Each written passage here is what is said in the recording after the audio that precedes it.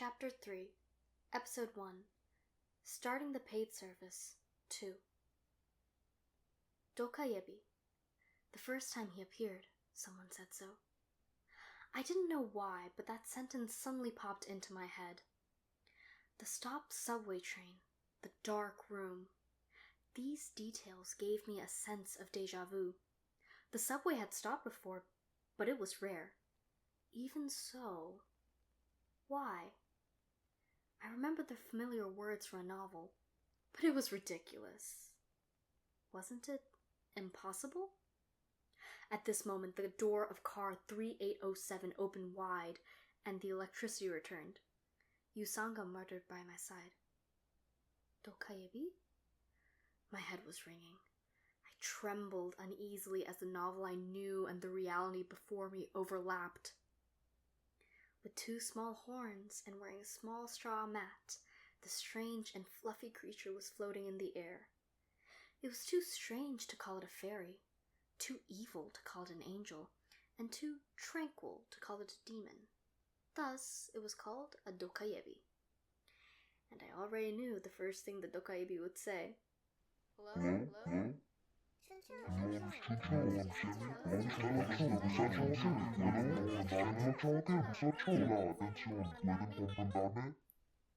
Fiction and reality overlapped precisely. What is this?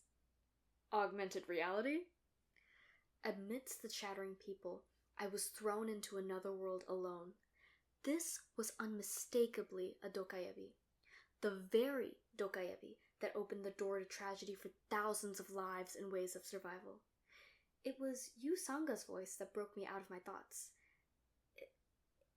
It sounds vaguely like Spanish. Should I talk to it? I was a bit taken aback and asked, "Do you know what that is? Will you ask it for money?" No, but... It was at this time that I heard the correct pronunciation of Korean. Does it sound good? I had a hard time because the Korean patch didn't work. Everyone, can you hear my words? As a familiar language was being spoken, I could see people's expressions relax.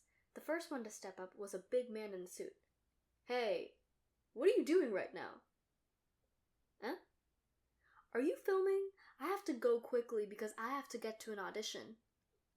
He seemed to be an obscure actor since his face was unfamiliar. If I were a casting director, I would have picked him out for his brimming ambition.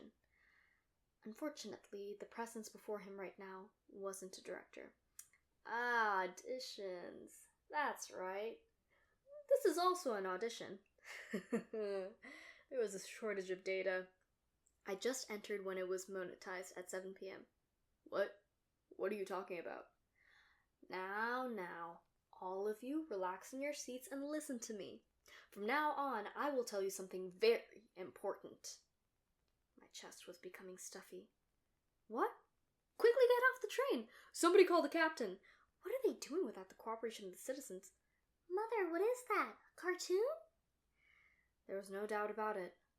This was the development I knew. I didn't want to be mixed up in this, but there was no way. The people present wouldn't listen to the small and cute-looking CG creature. The only thing I could do was stop Yusanga, who was trying to get up from her seat. Yusanga-shi, it's dangerous, so stay here. Huh? Yusanga's eyes widened. I spoke during a moment of bewilderment, but there was no way to explain what I understood. To be exact, I didn't have to explain. You are really loud. There was a presence with a stronger persuasive power than anyone else right now. I told you to be quiet. I closed my eyes slowly as the dokayebi's eyes turned red. Something burst, and the subway became silent. There was a big hole in the forehead of the unknown actor who had to go to the audition. The man who had spoken several times collapsed on the spot.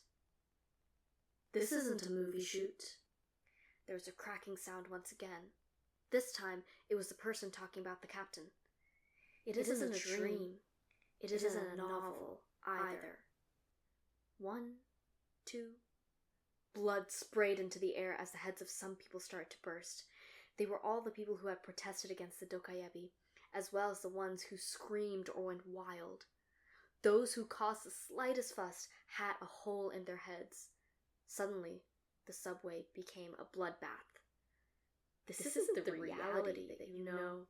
Do you understand? So everyone shut up and listen to me. More than half the people present here died. Blood and body pieces filled the subway. Now, the people didn't scream. Like primitive apes in front of a powerful predator, everyone just watched the dokayebi with terror.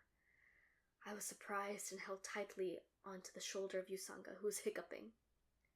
This was real. The strange message which entered my ears, the dokayebi had appeared in front of me, and the train car that had become a bloodbath. Everyone, your lives have been nice so far. Isn't that right? In the special needs seating area, an elderly grandmother met the eyes of the dokayebi. You have been living too long for free. Isn't life too generous? You were born and paid no price for breathing, eating, pooping, and breeding. You really live in a good world. Free? No one in the subway lived for free. The people strived to make money in order to survive, and they rode the subway on the way home from work. Yet at this moment, no one disputed the dokayebi's words. But now the good days are over. How long can you continue living for free? If you want to enjoy happiness, it's common sense to pay a price. Isn't that right? The gasping people couldn't answer. Then at that time, someone carefully raised their hand. Do you want money?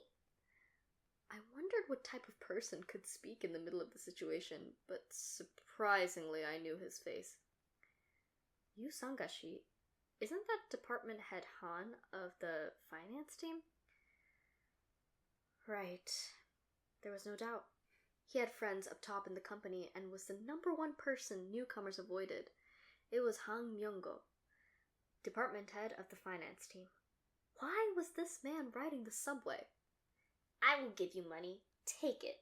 Please note that I am a person like this. Department head Han pulled out his business card as people cheered him on. It was the atmosphere of a savior fighting against terrorists. How much do you want? A big one? Or 2? He was offering a sum that was overly large for a department head of a subsidiary company. There was a rumor that Han Myung-go was the youngest son of the leader of the affiliate company, and now I thought that to be true. I couldn't carry that many checks in my wallet. You are giving me money? That's right. The cash I have right now isn't much, but I can give you anything if you let me out of here. Money. Good. A plant fiber that many humans mutually agree on. The department's head's expression brightened. It was an, indeed, money is everything expression. How pitiful. Now, this is all I have. It only applies in your time and space. Huh? At the next moment, flames appeared in the air, and the checks in the department's head's hands burned up. Department head Han let out a scream. That paper has no value in the macrocosm world. If you do this one more time, I will blow your head away. Fear once again spread on the faces of the people present. It was easy to read what they were thinking, because it was just like the novel. What the hell will happen now? Only I knew what was going to happen in the future. Phew, this debt is piling up during the time when you are noisy. Well, yes. Rather than explain it 100 times, isn't it quicker for you to make money yourself? The dokayebi's horns rose like they were antennas, and its body floated to the ceiling of the train. A moment later, a message rang out. BY7623 channel is open. Constellations have entered. A small window emerged in front of everyone's blank eyes. The main scenario has arrived. Main scenario number 1. Proof of value. Category: Main. Difficulty: F. Clear conditions: kill 1 or more creatures. Time limit: 30 minutes. Compensation: 300 coins. Failure: death. The Dokaebi smiled faintly as it became transparent and disappeared into the next space. Then, good luck everyone. Please show me an interesting story.